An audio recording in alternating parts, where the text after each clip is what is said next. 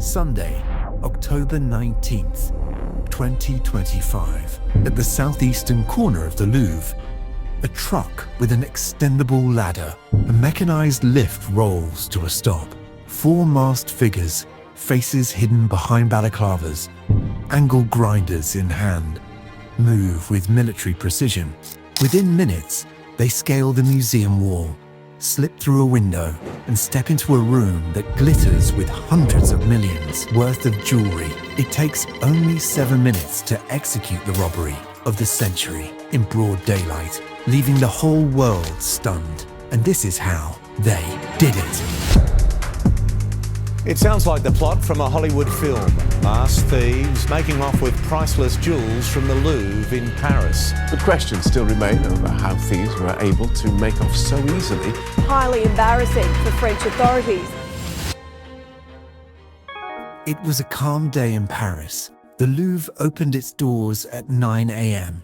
Tourists flooded through the main entrance, cameras ready, mesmerized by centuries of art and jewels.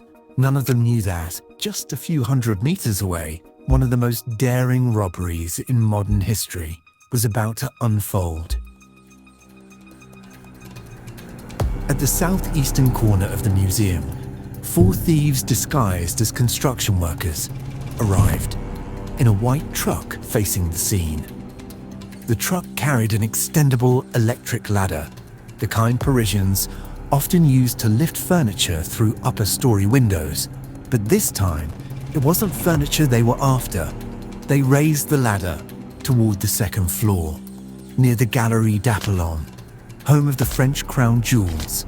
At 9:34 a.m., 2 thieves climbed up, angle grinders in hand, slicing through a glass window.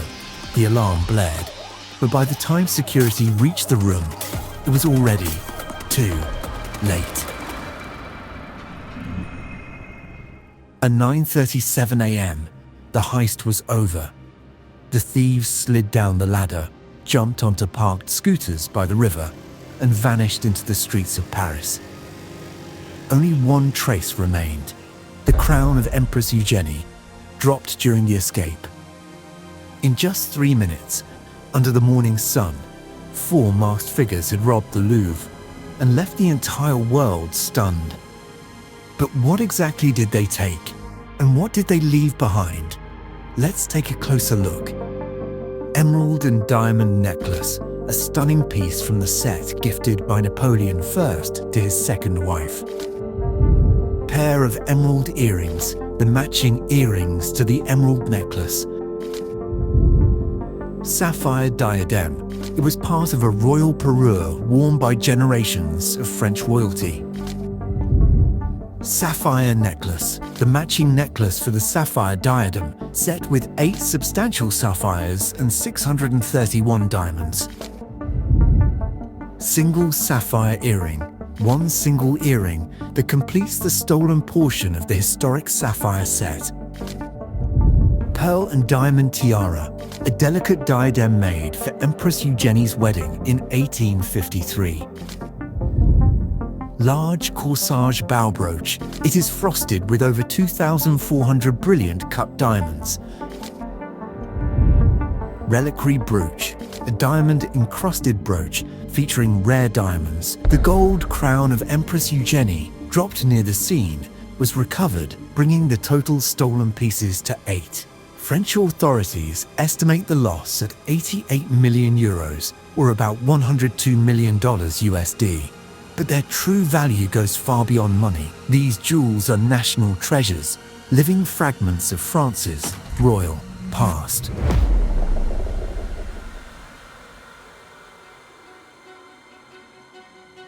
The Louvre has seen theft before. In 1911, a humble Italian handyman named Vincenzo Peruggia walked out of the museum, carrying the Mona Lisa under his arm. It took 2 years to find her, hidden in a small apartment in Florence. That story had a happy ending, but not all do. In 1998, a painting by Camille Corot, Le Chemin de Sèvres, vanished from the walls of the Louvre and has never been recovered. And now, More than a century after the Mona Lisa's theft, history repeated itself. The 2025 robbery of the French crown jewels happened in broad daylight, in under 10 minutes, with the world watching, despite a nationwide investigation. The jewels remain missing. There are fears that the pieces, once symbols of empire and beauty, may already have been dismantled, their stones sold separately across black markets. France has faced similar museum thefts in recent years, from the Adrien Dubuchet Museum in 2025 to the Cognac J Museum in 2024. Some works were recovered, others simply vanished. Each heist exposes the same truth. Even the world's greatest museums, protected by steel and glass, are never truly safe from ambition. Today, the search continues. Police are still hunting for the thieves, but even if they're caught, there's little hope the jewels will ever be seen again, at least not as they once were. Because when history is melted down and reshaped, it loses its face, but never its value.